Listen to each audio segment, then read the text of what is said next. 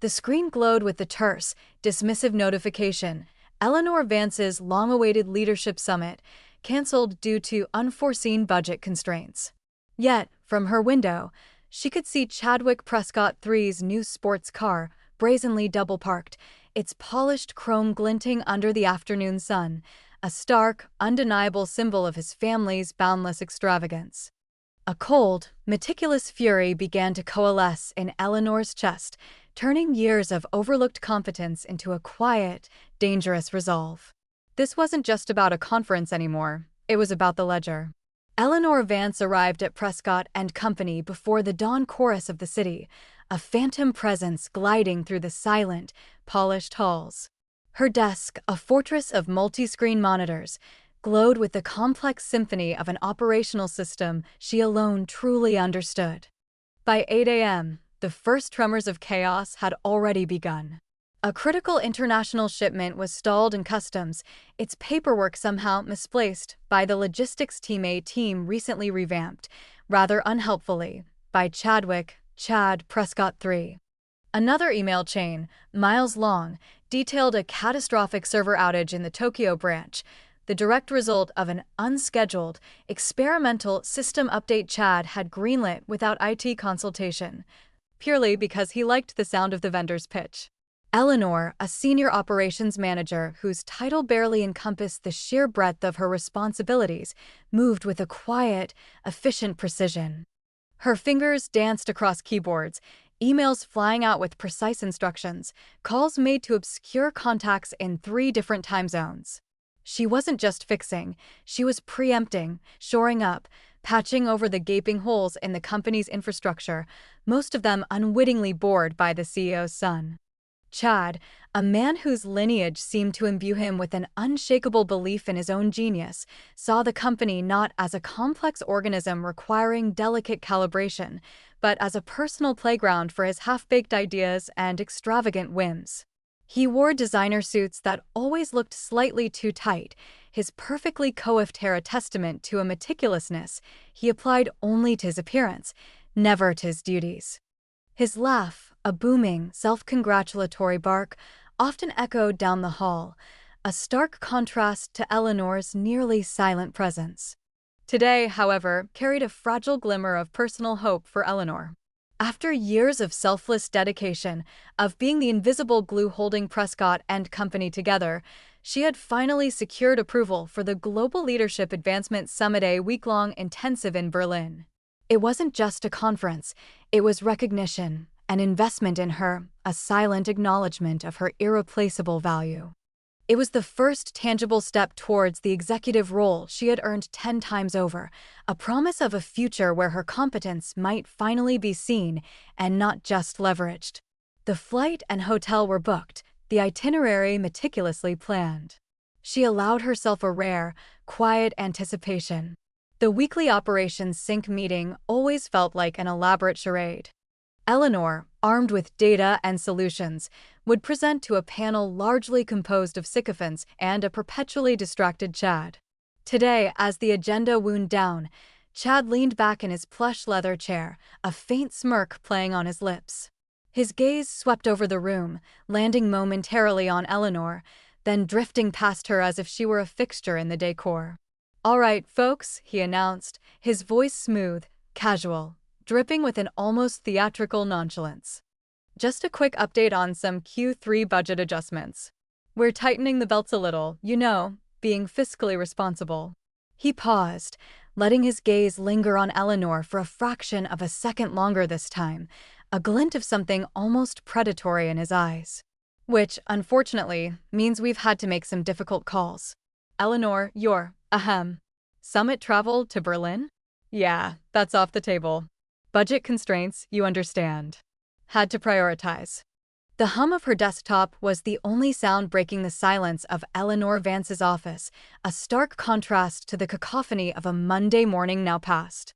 Her fury, a cold, crystalline thing, had settled into a quiet hum of its own, a silent engine of resolve. But even that was not enough to prepare her for the casual cruelty that flashed across her screen.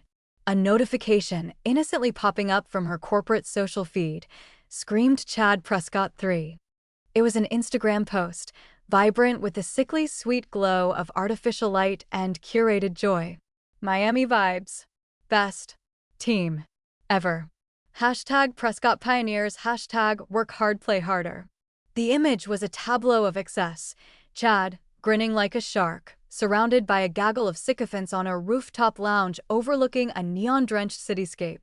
Bottles glittered, glasses clinked, and amidst the engineered revelry, a half-visible receipt peeked out from under a champagne bucket. On closer inspection, the Prescott and Company logo was unmistakable, subtly embossed next to a dizzying total that dwarfed Eleanor's annual conference budget. Bottle service, the caption beneath an influencer's tag read, courtesy of the man himself, CP3. The implication hit Eleanor with the force of a physical blow. Her leadership summit, her long-awaited chance for professional validation and growth, denied due to budget constraints, while Chad splurged thousands of corporate dollars on a weekend ego trip. The casualness of his cruelty, the blatant disregard for company resources, wasn't just insulting, it was a deliberate, malicious act, a sneering middle finger to every dedicated employee and most acutely to her. The last threads of Eleanor's quiet resignation snapped. Her previous anger, a smoldering coal, now blazed with the surgical precision of liquid nitrogen. This wasn't just about proving her worth, it was about exposing the rot at the core of the company she had dedicated her life to protecting. A ghost of a smile, cold and thin, touched her lips. This wasn't about revenge, it was about order, about ensuring the survival of the company Chad was so carelessly dismantling. She began updating the internal audit logs, meticulously flagging each of Chad's transgressions against Clause 14C. She prepared a summary report, concise and irrefutable, highlighting the chain of command, the financial threshold, and Chad's signed consent. The red binder, once a symbol of past crises averted, was now becoming a legal weapon, its pages no longer just records, but fortifications. She was building a fortress of facts, brick by undeniable brick, within the digital realm. The quiet fixer was constructing her masterpiece. The fluorescent hum of the office lights felt particularly grating as Friday afternoon bled into evening. Most desks were already cleared, the promise of a weekend a palpable relief in the air, but Eleanor Vance remained. Her screen, usually a tapestry of data and schedules, now displayed a single, urgent email. It pulsed, a desperate beacon of incompetence from Chadwick Prescott III.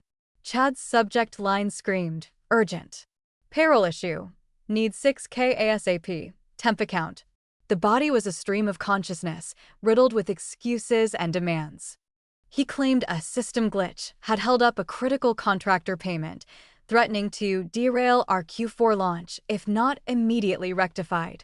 He insisted the funds be wired to a temporary holding account, an unvetted, personal-sounding account number Eleanor instantly recognized as a red flag.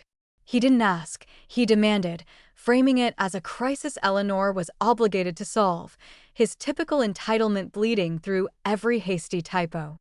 It was a thinly veiled attempt to siphon company money to cover yet another personal indulgence, masquerading as a corporate emergency. His desperation was almost comical, if it weren't so profoundly irresponsible. He was a child playing with a loaded gun, oblivious to its weight or its power. Monday morning arrived, cloaked in a humidity that seemed to cling to the very air of Prescott and Company, matching the unspoken tension in the executive wing. The emergency finance session, called with unusual haste, cast a pall over the usually bustling halls. Inside the sterile, gleaming boardroom, the polished mahogany table gleamed under the recessed lights, reflecting the grim faces of the board members already gathered.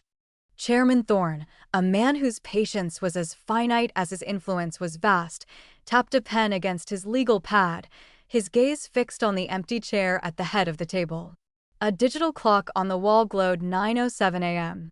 Precisely 2 minutes later, the double doors burst open with a theatrical flourish, Chad Prescott III stumbling in, his designer suit rumpled, his hair a tousled mess that suggested a night spent in frantic, fruitless activity rather than restful sleep.